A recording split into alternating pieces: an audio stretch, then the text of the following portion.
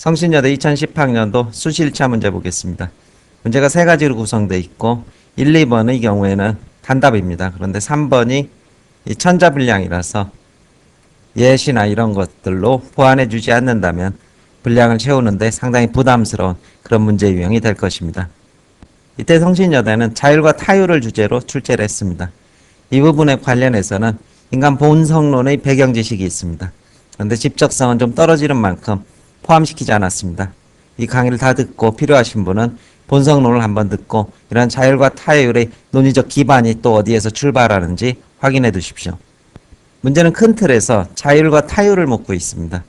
그래서 자율성은 스스로의 원칙에 따라 어떤 일을 하거나 스스로 자신을 통제, 절제하는 성질이나 특성, 자기 스스로 뭔가를 한다는 것이고, 타율은 자신의 의지와 관계없이 정해진 원칙이나 규율에 따라 움직이는 성질, 이렇게 정의가 되어 있습니다. 사전적 의미죠.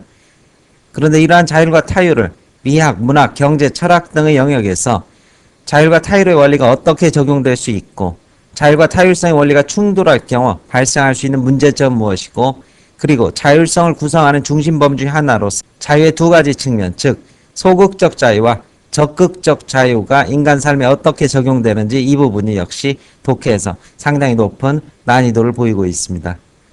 제시문별 키워드 보겠습니다.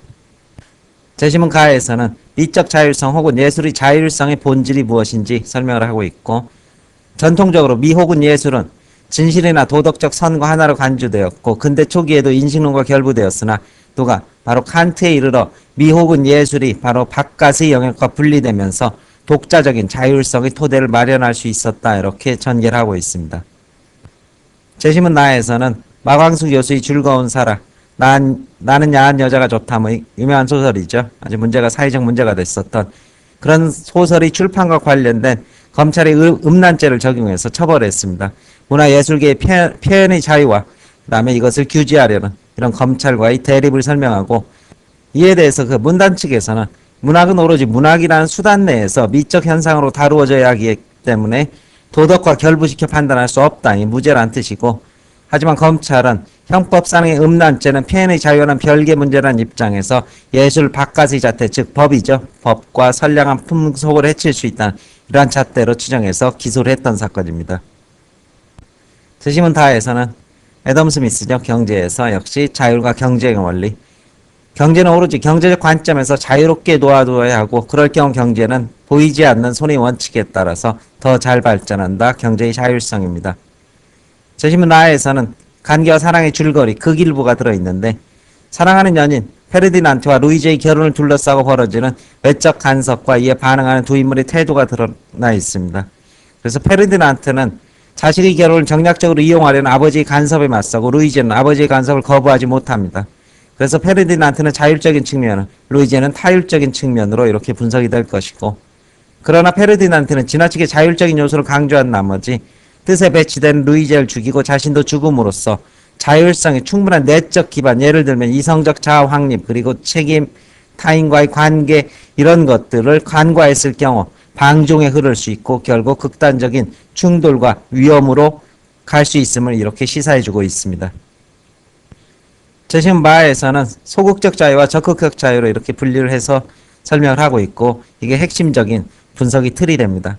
소극적 자유는 다른 사람이나 외부의 힘에 의해 방해받지 않는다는 의미에서의 자유, 이를테면 노예는 소극적 자유가 없다, 이렇게 볼 것입니다. 그래서 신체나 이런 것의 억압과 압박, 이것을 소극적 자유가 없는 상태가 됩니다. 적극적 자유는 그런 것이 주어진 상태에서 스스로 사고하고 의지력을 발휘하는 능동성에서 비로소 실현되는 그런 자유가 됩니다. 그래서 학생 여러분들이 고등학교 때는 사실은 모든 것이 다 통제된다는 의미에서 소극적 자유가 주어지지 않는다, 이렇게 볼 수도 있을 것입니다.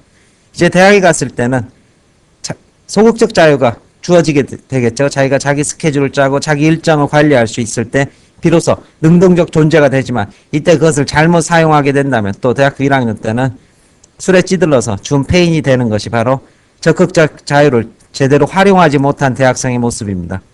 적극적 의미에서의 자유인이 된다는 것은 저급하고 맹목적 본능에 휩쓸리지 않고 자의 순수한 의지에 따라 결정 행위, 그리고 타인과의 책임과 연대를 중시한다는 그런 의미가 될 것입니다. 지금 바에서는 오디세이와 관련된 이야기를 봅니다. 오디세우스가 대지로 상징되는 예속 상태로부터 노예 상태죠. 선원들을 해방시켜 주었지만 오히려 대지로 돌아가기를 원하는 그런 상황을 보여주고 있습니다. 이는 소극적 자유가 곧바로 적극적 자유를 보장해 주진 않는다. 소극적 자유를 주어졌지만 이것을 활용하지 못하는 그러한 모습을 담고 있습니다. 서술 방향 보겠습니다. 문제 1번에서는 제시문 가와 나의 내용을 예술의 자율과 타율의 개념을 중심으로 요약하라 이렇게 말하고 있습니다. 따라서 자율과 타율이 예술에서 어떻게 적용되고 예술의 자율과 타율성이 즐거운 사라를 둘러싸고 어떻게 나타나는지 이 부분을 요약을 해주시면 되는데 반드시 중심 키워드로 자율과 타율이란 단어가 포함이 돼야 될 것입니다. 따라서 예술의 자율성은 예술을 도덕적 선이나 객관적 진실과 관련 없이 오로지 미적 현상으로 이해하는 것이고 이런 의미에서 칸트는 예술을 형식, 상상력, 천재의 산물로 간주하면서 사실 판단이 아닌 추미 판단을 더 중시하게 됩니다. 반면 예술을 도덕이나 종교 혹은 철학과 관련 짓는 것은 타율성을 중시하는 예다 이렇게 요약이 될 것이고 예술에서 자유를 강조하느냐 타율을 강조하느냐 입장의 차이는 사법처리라는 결과로 이어질 수 있는데 즐거운 사라라는 작품을 둘러싼 검찰의 기소는 바로 타율을 중시한 면이 될 것이다 이렇게 요약해 주시면 되고 문제의 핵심은 오로지 미적 현상으로 보여야 하는지 아니면 예술도 사회적 도덕 체계 내에서 이루어져야 하는지 여부에 따라서 자율과 타율이라는 이러한 두 개념이 적용될 수 있다. 이런 요약을 전개해 주시면 될 것입니다. 문제 2번에서는 가나다라에 나타난 자율을 침해하는 타율의 성격을 비교하라 600자 이렇게 되어 있으니까 각각의 항목별로 150자 정도로 딱 찍어서 이 부분이 타율이다 이렇게 제시를 해주시면 될 것입니다. 자율과 타율이 예술 경제 문화에서 어떻게 나타나는지를 측정하는 그런 문제가 될 것이고 제시문 가는 예술의 경우이고 예술에서 자율성을 침해하는 타율성의 성격은 예술 바깥의 요소 즉 도덕, 종교 혹은 철학과 관련 짓는 데서 즉 미를 진이나 선과 결부짓는 자세 진과 선이라는 것은 잘잘못입니다. 예술 그 자체의 미적 감동 그쵸? 이것을 옳고 그름이라는 이러한 잣대로 평가를 하는 그런 자세를 말하고 있습니다. 제시문 나에서의 타율성은 문학을 문학 바깥의 자태 즉 도덕체계의 기반을 둔 형법상의 음란죄로 처벌하는 부분 여기에서 찾을 수 있을 것이고 이게 타율이 되겠죠. 제시문 다는 경제 영역에서 타율과 자유를 다루는데 경제에서 타율성은 이익추구 경제활동의 자유 방음을 억압하는 정부의 규제와 통제가 될 것이다. 이게 타율이 될 것이고 라에서의 타율성은 페르디난트와 루이제의 결혼을 불가능해 만드는 아버지의 간섭 이렇게 찾아주신 뒤 각각의 경우 그것을 제시문의 내용에서 덧붙이는 부가적 서술을 해주시면 될 것입니다. 150자 분량인 만큼 항목별 150자죠. 그래서 이런 핵심 주제문을 서술한 뒤 두세 문장처럼 정도를 뒤에다 덧붙이면은 적절한 서술이 될 것입니다. 3번입니다. 성신여대 문제의 하이라이트죠. 제시문 라의 페르디난트와 바의 엘페노르의 경우의 공통점과 차이점을 마에 나타난 소극적 자유와 적극적 자유의 개념으로 설명하고 이 두 인물이 드러낸 문제점을 해결할 수 있는 방안을 서술하시오 이렇게 되어 있습니다. 따라서 둘이 어떠한 공통점이 있고 차이점이 있는지를 소극적 적극적 자유 개념으로 먼저 분석 적용을 하라. 한 300에서 400자 해결 방안 600자 이렇게 서술해 주시면 될 것입니다. 따라서 문제는 마에 나타난 소극적 자유와 적극적 자유의 의미의 차이를 정확하게 제시를 해야 되고 이를 적용해서 페르디난트와 엘페노르의 상황을 설명한 뒤 문제점을 지적한 뒤 해결하는 방안 이렇게 전체 답안의 골격이 정해지게 될 것입니다. 일단 공통점입니다. 아버지의 뜻에 따라 원치 않은 결혼을 해야 할 처지에 있는 페르디난트와 마법에 의해 우리에 갇힌 대지의 처지가 된 엘페노르는 마에서 말한 소극적 자유마저 박탈당하고 있다. 신체의 자유, 자기 의지의 자유를 실현할 수 없는 상태이다. 공통점입니다. 하지만 페르디난트는 박탈당한 자유를 되찾기 위해 노력하는 데 비해 엘페노르는 선택의 고통에서 벗어난 예속 상태로 돌아가려고 한다. 도피하려는 태도를 보인다. 차이점이 될 것입니다. 그럼에도 불구하고 양자는 동일하게 또 문제점을 가지고 있습니다. 엘페노르의 문제는 소극적 자유가 주어졌지만 신체의 자유가 주어졌지만 그 자유를 진정한 자유로 발전시키지 못하고 있다는 것이 한계가 될 것이고 페르디난트 역시 문제가 있죠. 왜냐하면 그는 억압으로부터 자유를 쟁취했다. 바로 자신의 소극적 자유를 얻어냈지만 결국은 연인인 루이제와 자신의 죽음으로 마무리됐다. 적극적 자유를 제대로 모아지 못했다. 활용하지 못한 모습이다. 여기까지가 문제점이 될 것입니다. 따라서 두 사람이 문제점을 해결한다는 것은 자유회피와 자유의 남용이라는 극단을 피하는 그러한 방안을 서술하라. 이것이 서술의 핵심이 될 것입니다. 그래서 도피적 태도를 보이지도 않고 그 다음에 주어진 자유를 어떻게 적절히 활용함으로써 자기 삶의 의미를 실천해 나갈 수 있는 그런 바람직한 인간상을 제시하라. 이렇게 될 것입니다.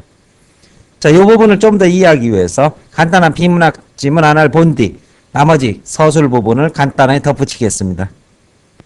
근대에 들어서면서 인간은 신분질서 등과 같은 속박에서 벗어나 개인 자유 등의 관념을 자각하게 된다. 신분질서 등과 같은 속박, 이것은 바로 소극적 자유가 주어지지 않은 그러한 억압의 상태입니다. 소극적 자유마저 없는 상태에서 벗어나 신체의 자유를 확보하게 되었다. 하지만 새롭게 얻게 된 이 무엇으로부터의 자유는 무엇외로의 자유로 곧바로 연결되지 못했다. 근데 이전까지는 자신의 신분에 맞는 삶을 영위하면서 나름대로 안정과 소속감을 느끼던 인간들은 둘러싼 외부 세계가 자신의 의지와는 무관하게 작용한다는 것과 다른 사람들과의 관계조차도 적대적이 되었다는 것을 느끼게 된다. 신분에 맞는 삶을 영위하면서 나름대로 안정과 소속감을 느낀다. 되어질 겁니다. 그래서 자유를 주게 되니까 오히려 외적 사물이 낯설게 느껴지는 겁니다. 자유는 얻었지만 그로 인한 불안과 고독이 증대되면서 오히려 과거로 돌아가려고 하는 것이 바로 돼지의 모습입니다. 그의 인간들은 이러한 불안과 고독에서 벗어나기 위해 자신에게 주어진 자유로부터 도피한다. 역시 돼지죠. 그중 하나가 복종을 전제로 하는 권위주의적 양태이다. 이는 개인적 자유 독립을 포기하고 자기 외의 어떤 존재에 종속돼 버리고 자기 자유를 포기하는 것으로 사라진 1차적인 속박 대신에 새로운 2차적 속박, 신체적 자유를 얻었지만 정신적으로 속박되는 양상을 띈다. 따라서 이것은 뭐다? 적극적 자유를 뭐하지 못하는, 실현하지 못하는 인간의 모습이다. 이렇게 이해할 수 있을 것입니다. 이것은 때로 상대방을 자신에게 복종시킴으로써 심리적 안정과 만족을 얻으려는 형태로 나타나기도 한다. 대립적으로 보이는 두 형태는 불안과 고독에서 벗어나기 위한 권위주의적 양상이라는 점에서 동일한 것이다. 이게 바로 나치즘이나 파시즘의 출발이 여기에 기원을 두고 있습니다. 사람이 신분에서 벗어나자 불안해지자 히틀러와 같은 사람에게 자신의 자유를 모두 맡겨버리면서 독일의 나치즘이 출발했다. 이런 이야기가 되겠죠. 중간 생략하고, 그렇다면 자유의 속성상 인간은 불가피하게 새로운 속박으로 도피할 수밖에 없는가? 적극적인 자유의 상태는 없는가? 이렇게 질문을 던지고 이 부분이 성신여대 문제에 대한 또 답변이 될 것입니다. 자발성은 이에 대한 해답이 된다. 자발적으로 자아를 실현하는 과정에서 외부 세계에 새롭게 결부시키기 때문에 자의 완전성을 희상시키지 않고 고독을 극복할 수 있다. 소극적 자유는 개인을 고독한 존재로 만들며 개인과 세계의 관계를 소원하게 만들고 자아를 약화시켜 위협과 불안을 느끼게 한다. 자발성의 바탕을 둔 적극적 자유에는 다음과 같은 원리가 내포되어 있다. 개인적 자아보다 더 높은 힘은 존재하지 않고 인간은 그의 생활의 중심이자 목적이라는 원리와 인간의 개성의 성장과 실현은 그 어떤 목표보다 우선한다는 원리가 그것이다. 자신의 개성과 그 다음에 자기 삶을 스스로 만들어가는 그러한 의지적 자발성이 필요하다. 이런 뜻이겠죠. 한 심리적 측면에 더하여 인간의 사회를 지배하고 사회 과정에 적극적으로 참여할 수 있는 사회적 여건이 만들어질 때 잘못된 사회나 외적 모순을 극복하고 고쳐나갈 때, 즉 아까와 같은 경우 페르디난트 그것을 외부 억압에 대해서 당당히 맞서고 잘잘못을 따져나갈 수 있을 때 근대 이후 인간을 괴롭히던 고독과 무력감은 극복될 수 있을 것이다. 따라서 이 지문의 키워드는 자발성의 원칙, 그리고 자기 개성의 적극적인 실현, 그리고 잘못된 외적 현실을 고쳐가려는 노력, 이런 것들이 키워드가 될 것이고 이 키워드는 성신여대 답안의 후반부에도 그대로 적용될 수 있을 것입니다.